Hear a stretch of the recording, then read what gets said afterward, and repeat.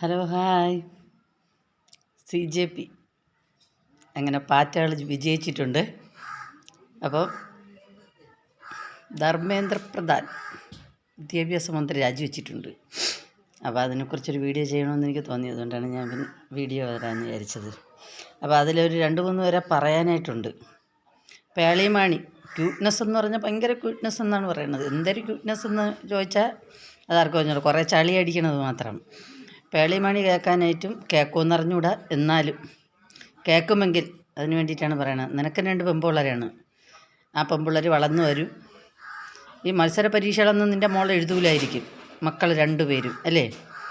പിന്നെ നിനക്ക് കോടികളുള്ളത് കൊണ്ട് നിനക്ക് വെളിയിൽ വിട്ടൊക്കെ പഠിപ്പിക്കാം. എന്നാലും വെളിയിൽ വിട്ട് പഠിപ്പിച്ച് ഇതാക്കാം. അതുകൊണ്ടാണ് നീ പറഞ്ഞതെന്ന് അറിയാൻ വയ്യ. അതേപോലെ നീ ആരേന്ന് പൈസ വാങ്ങിച്ചിട്ട് പറഞ്ഞിരുന്നാലും അത് നന്നായിട്ടുണ്ട്. കാര്യമെന്ന് വെച്ചാൽ നിനക്കിതിൻ്റെ ഒന്നും ആവശ്യമില്ല ഇനിയിപ്പം.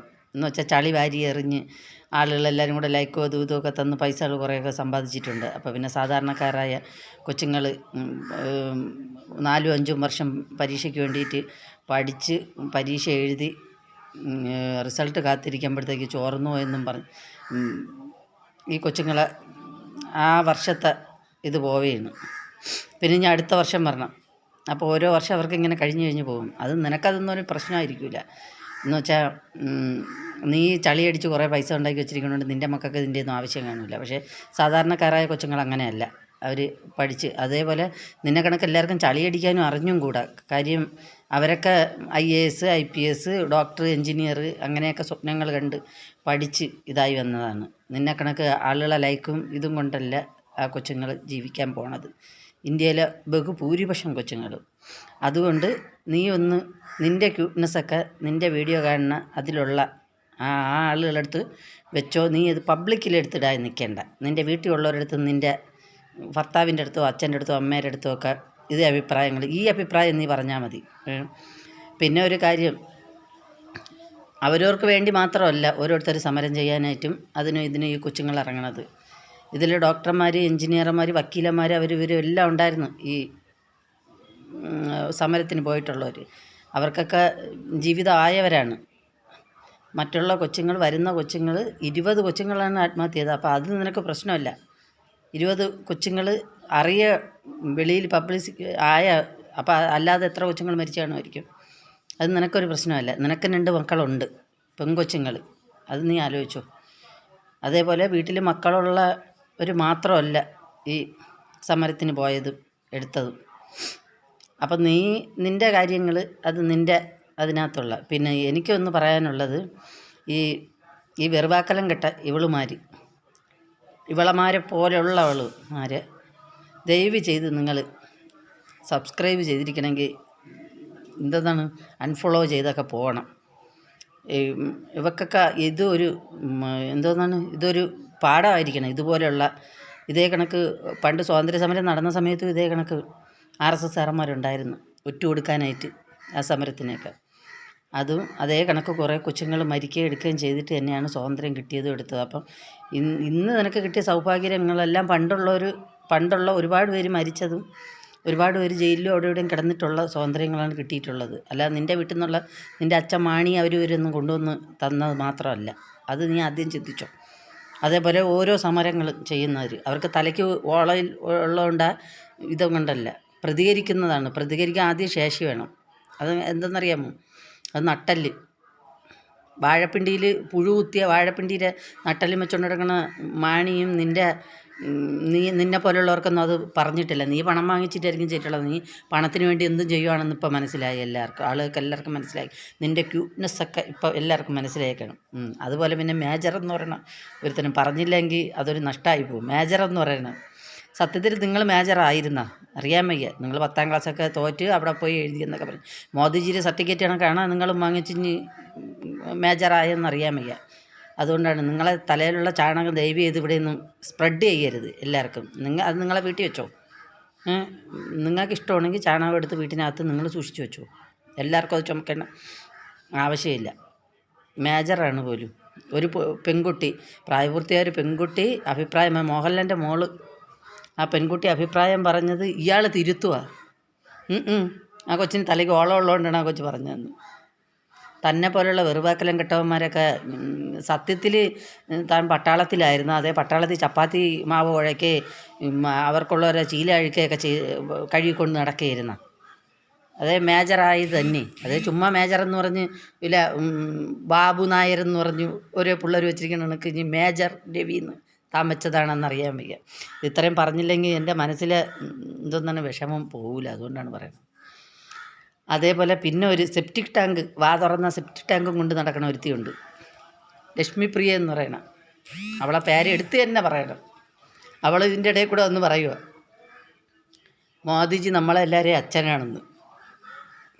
നിൻ്റെ അച്ഛനായിരിക്കും, ഓക്കെ, എൻ്റെ അച്ഛനല്ല.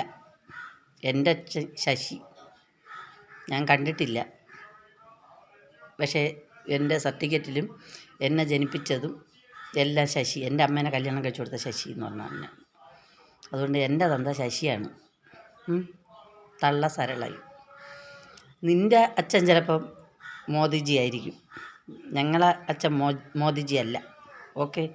അത് നീ ആദ്യം മനസ്സിലാക്കുക. പിന്നെ നിൻ്റെ അച്ഛൻ മോദിജി ആവാനുള്ള കാര്യം നിനക്ക് ചാണകം തലയിൽ നിറഞ്ഞ് അത് ഇനി എന്തൊരു ചെയ്യണമെന്ന് അറിയാൻ വയ്യ.